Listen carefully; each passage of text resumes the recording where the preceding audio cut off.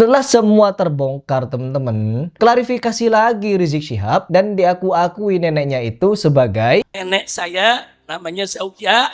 Nah ini yang kawin dengan saya punya kakek, ponakan daripada si Pitung saudara. Ponakan daripada si Pitung saudara. Nenek saya asli cucunya Pitung, jagoan Betawi. Istri saya punya kakek adalah yaitu anak daripada Pitung. Ponakan daripada si Pitung, cucunya Pitung, jagoan Betawi. Yaitu anak daripada Pitung. Kali ini saya ingin membongkar lebih dalam lagi tentang kengibulan Habib Rizik Syihab, yang dimana dia bukan cuma sekedar ngibul ya teman-teman, tapi menipu publik dengan cara apa? Mengaku-ngaku sebagai keturunan Pitung. Sedangkan si Pitung sendiri dari segi sejarah literasi yang ada di media ataupun tertulis, Pitung tidak punya keturunan. Dan bahkan bukan cuma Pitung tidak punya keturunan teman-teman, kabarnya dia juga belum sempat menikah. Namun Habib Rizik Syihab mengaku-ngaku sebagai keturunan si Pitung, dan ini jelas pembodohan publik dan penipuan. Nah, di sini Habib Rizik Syihab bukan cuma sekedar menipu publik teman-teman, tetapi di beberapa pernyataannya itu jelas menunjukkan bahwa dia hanya dalam rangka mencangkokkan nasabnya kepada tokoh publik, yang dimana tokoh publik tersebut dari segi literasi ataupun dokumentasi nasab minim. Contohnya seperti yang mereka lakukan ini dari abad ke-5 sampai abad ke-9. Lalu Ba'alawi muncul mencangkok-cangkokkan nasabnya kepada Nabi SAW. Ini satu. Terus yang kedua, Rizik Syihab ketahuan lagi nipu orang dengan cara apa? Mencangkok-cangkokkan nasabnya kepada si Pitung. Kenapa dia mencangkok-cangkokkan? Apa indikasi kebohongannya, kengibulannya? Satu, jadi mana Rizik Syihab ini mengungkapkan di panggung ceramah, di panggung-panggung ceramah lah, di mana-mana dia ngobrol dongeng bahwa neneknya adalah keturunan si Pitung. Yang pertama dia menyatakan bahwa neneknya adalah cucu si Pitung. Saya punya nenek dari bapak. Bapak saya ibunya saudara asli Betawi. Namanya saudara dipanggil Manyai, namanya Zawiyah. Nenek saya asli cucunya Pitung, jagoan Betawi. Cucunya Pitung, jagoan Betawi. Jelas di video tersebut pengakuan Rizik Syihab bahwa neneknya adalah cucu si Pitung. Namun di momen yang lain, Rizik Syihab mengaku bahwa neneknya adalah anak si Pitung. Satu keluarga, dan saya punya nenek, bahkan salah satu istri saya punya kakek adalah yaitu anak daripada Pitung. Anak daripada Pitung.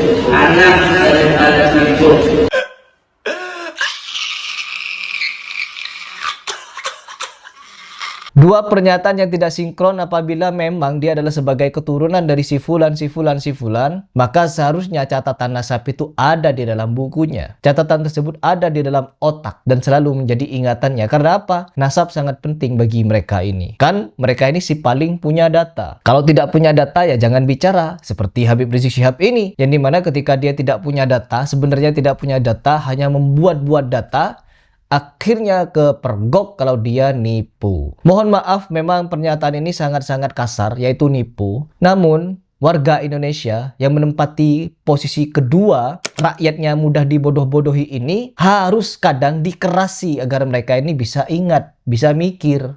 Kadang kalau dilemah lembuti, mereka ini ngeyelnya lebih parah. Ya monggo, kalau kalian tidak setuju dengan cara saya menyebut seperti ini, ya monggo kalian lakukan dengan cara kalian, dengan lemah lembut dan lain sebagainya. Tapi sudah dilakukan dengan cara lemah lembut, kengibulan Habib, apakah mereka taubat? Oh tidak teman-teman. Baru-baru ini Kiai Nur Ihya membongkar salah satu kitab yang baru saja dirilis oleh kaum Ba'alawi. Diteliti tuh kitabnya. Apakah benar di kitab Ba'alawi sudah tidak ada lagi khurafat-khurafat seperti dulu-dulu? Ternyata masih ada khurafatnya teman-teman. Itulah mereka ini tak akan sembuh. Karena memang dengan doktrin khurafat itu mereka bisa maju jaya.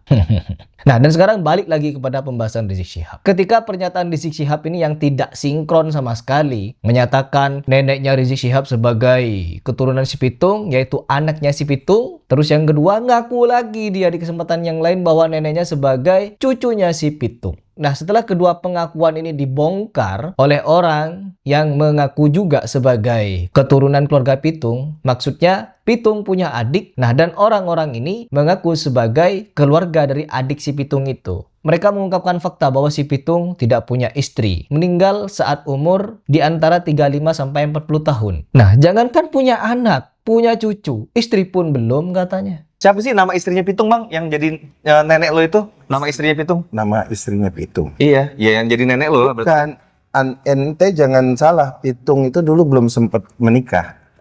Jadi yang dimaksud keturunannya Ani sama dia itu keturunan dianya. Dia punya adik, dia punya keturunan dari situ. Gitu. Jadi misalnya lo dari adiknya Pitung gitu misalnya, atau dari kakaknya Pitung gitu. Iya.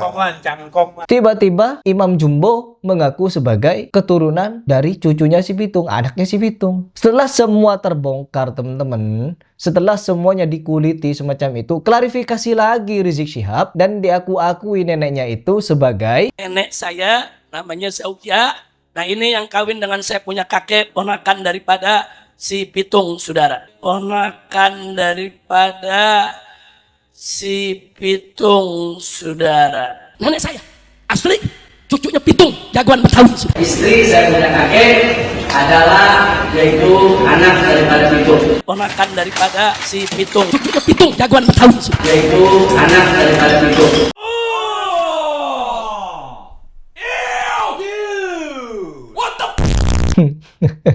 mengaku-ngaku lagi dia bahwa neneknya Rizik Syihab sebagai keponakan si Pitung, teman-teman. Hebat sekali pengakuan-pengakuan ini. Yang dimana tanpa pertanggungjawaban pengadilan, tanpa pertanggungjawaban hukum, tanpa pertanggungjawaban data fakta, mengaku-ngaku sebagai keturunan si fulan. Apakah tidak tahu sebagai orang yang dianggap ulama katanya ya Rizik Syihab? Apakah tidak tahu dengan hadis Nabi Shallallahu Alaihi Wasallam apabila ada orang yang berani-beraninya mengaku sebagai keturunan si fulan tanpa data dan fakta yang valid, maka orang tersebut ancamannya bisa kafir, teman-teman.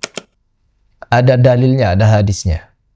Dan begitupun kita ini yang menolak nasab orang meskipun nasabnya remang-remang, kita bisa jatuh pada kekufuran. Maka dari itu, hati-hati Pak Rizik Syihab. Anda diakui tokoh ulama, diakui sebagai ini itu. Tapi kalau cucu Nabi, bagi saya Anda itu cucu palsu Nabi. Nah, Anda diakui tokoh. Harusnya Anda kalau berbicara itu harus hati-hati agar tidak menjerumuskan orang pada kekufuran. Ini kan gaduh ini. Anda itu sedang mempertahankan tahta Anda sebenarnya. Bukan ingin mengajak umat selamat dunia akhirat. No. Anda itu mengajak umat agar mempertahankan tahta yang Anda miliki sekarang. Orang yang paham dengan komunikasi melihat dari tata cara Anda di dalam menyampaikan informasi, ya semuanya hanya demi keberlangsungan tahta Anda sebagai Imam Jumbo. Nekat sekali Anda ingin menjerumuskan orang pada kekufuran kalau begini. Orang yang yakin kepada nasab Anda, kepada si Pitung, berapa orang yang akan mendapatkan hukuman dari Allah dengan perkara Anda mengaku-ngaku keturunan si Pitung dengan bukti yang begitu minim. Dan berapa banyak orang, berapa juta orang yang tidak percaya Anda keturunan si Pitung, meragukan nasab Anda kepada si Pitung, sedangkan Anda buktinya minim. Mereka akan terjerumus karena meragukan nasab yang remang-remang. Anda seharusnya sebagai ulama bersikap bijak lah. Gak perlu kemana-mana teriak-teriak sana-sini mendoakan keburukan kepada orang, mau menyembelih orang dan lain sebagainya, suruh orang ngasah golok yang tajam. Kalau ada begini begitu, cincang habis. Ganyang apa? Ulama model apa Anda itu? Provokasi terus. Mau dididik kemana umat ini? Rizik, apabila ada orang banyak seperti saya yang awalnya mukibin 7 tahun dari pas jadi mukibin Habib. Setelah itu apa? Sadar bahwa apa yang dijadikan senjata oleh para Habib di dalam panggung-panggung ceramahnya adalah provokasi semacam Anda ini, Bahar Smith dan lain sebagainya. Ada yang ngibul. Oh, berbagai macam aspek ada kalian itu. Ada yang ngibul, dongeng, hurafat, tahayul, berbagai macam cerita. Al-Hamid ngeluarin rantai emas dari langit. Dari langit turunin hujan susu. Saya bisa memadamkan neraka jahanam. Kenikmatanku yang paling lezat adalah ketika aku sholat. Sampai dikatakan Habib Ahmad bin Umar al-Hinduan, takut dari nikmatnya sholat, takut ketika sholat itu keluar mata. Ada yang dawir sana sini, jualan itu, jualan ini, jualan begini. Ada yang jualan nasab, ada yang jualan darah. Darah Nabi kemana-mana dicelup-celupin, diputer-puter. di dalam tubuh kami mengalir darah suci dari Rasulullah. Karena di dalam tubuh kami, dalam tubuh Habib Rizik, dalam tubuh kami mengalir darah keberanian, mengalir darah berjuang selama tanah Indonesia tidak kosong dari kami para habaib. Maka selama itu kami para habaib yang akan berada di barisan paling depan rela itu.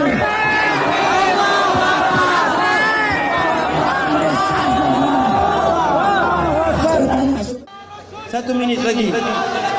Alhamdulillah, Habib dan saya dan Umi dan adik dan istri telah meminum darah Rasul sallallahu alaihi wasallam sebentar tadi. Sallu ala Nabi Muhammad. Malam penuh barakah, malam penuh rahmat. Yang mendatangkan rahmat adalah baginda Nabi Muhammad. Sampah. Apa ini, agama model apa kalau seperti ini? Jualan darah Nabi, jualan artefak ada dari kalangan Habib lagi. Mengajak kepada antum semua, ayo hadirilah artefak peninggalan Nabi Muhammad SAW, barang-barang yang pernah bersentuhan dengan Rasulullah. Mumpung datang di PCC Kota Pontianak, kota yang kita cintai. Saya baru pulang umroh tanggal 19 Oktober kemarin. Di Madinah kita masuk ke museum-museum, tidak ada artefak seperti ini. Kita masuk ke museum Wahyu, museum di Mekah Al-Mukarramah, tidak ada barang-barang seperti ini. Tapi pada hari ini subhanallah didatangkan kembali dan tidak lama lagi akan dibuat museum di Jakarta. Kalau sudah dipatenkan di Jakarta, maka barang-barang ini tidak akan lagi dibawa keliling. Oleh karena itu ayolah, bukankah kita akan nanti mengharapkan syafaat Nabi kita Sayyidina Muhammad kelak yaumul qiyamah?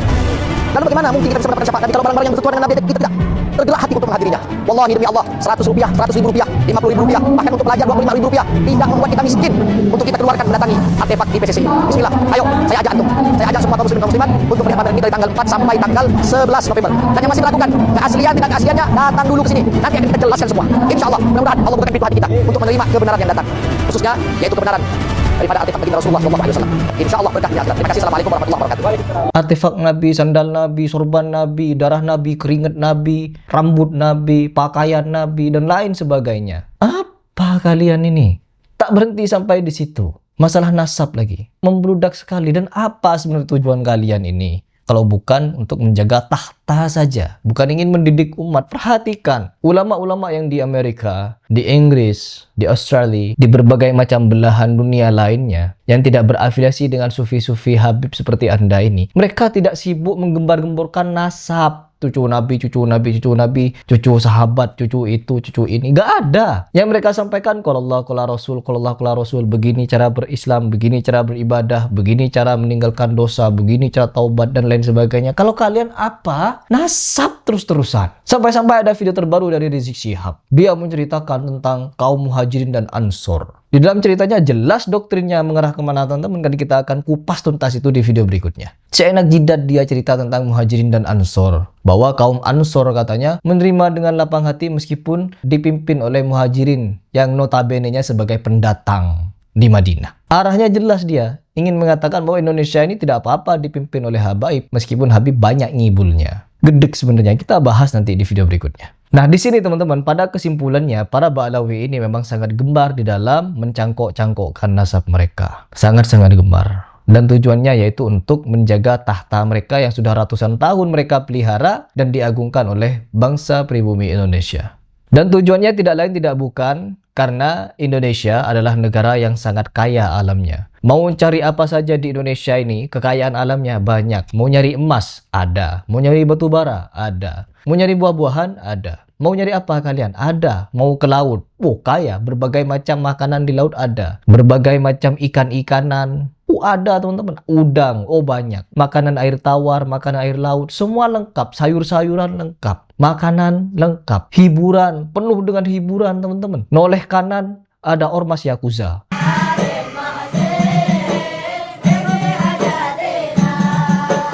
Noleh kiri ada ormas Pancasila.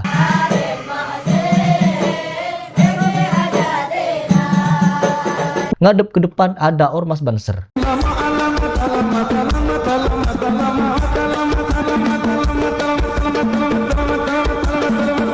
Noleh ke belakang ada FPI. Noleh kemana ada ormas. Pokoknya di mana-mana kaya hiburan Indonesia ini. Belum lagi maulidan sambil joget-joget.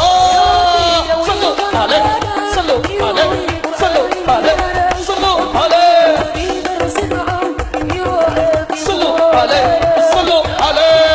Belum lagi ke kuburan sambil gedombrengan.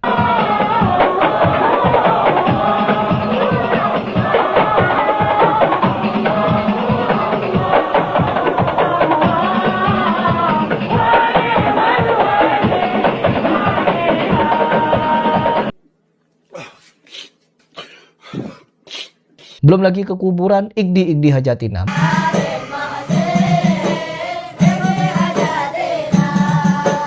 Mau cari hiburan apa saja, Habib di Indonesia dapat. Makanya mereka betah di Indonesia. Kalau mereka pulang ke Yaman, tercatat Yaman itu sebagai negara termiskin di dunia, urutan kedua. Urutan kedua, teman-teman, termiskin di dunia. Makanya para Habib ini ogah pindah ke Yaman. Meskipun doktrin Yamannya sangat-sangat kuat. Di kamar mandi Yaman terkabul 1 doa. Di kuburan Habib terkabul 70 doa. Jadi Rasulullah menyampaikan, apakah engkau nggak tahu bahwa ziarah ke makam anakku Abdullah bin Alwi Al-Haddad ini bisa mengabulkan 70 hajat. Diam! Tiang Tarim, tiang Masjid Tarim bisa bicara. Ini adalah tiang yang dulu pernah menegur atas orang yang sedang sholat di dekatnya. Kenapa? Waktu itu ada orang yang sholat di dekat tiang ini, kemudian dia baca surah Al-Quran, ternyata bacaannya salah. Ditegur sama sampah. Anjing di Tarim bisa melihat wali. Dia duduk, yang lain di belakangnya ada pasukannya. Anjing ini jalan, yang lain ikut. Dilihat, di situ ada nur yang ada di dalam diri anjing itu. Diambil sama orang soleh itu nurnya, kemudian anjing-anjing yang lain itu gak jadi ikut. Kemudian dilihat, siapa yang ngasih anjing ini? Ceweknya Mas yang soleh, Pak tahu Pak. Akhirnya apa? Didatangi orang soleh itu mengatakan, "Wal ya Syekh, kenapa antum cahaya ini antum kasihkan ke anjing? Kenapa gak antum kasihkan ke ke keluarga antum, anak-anaknya antum?"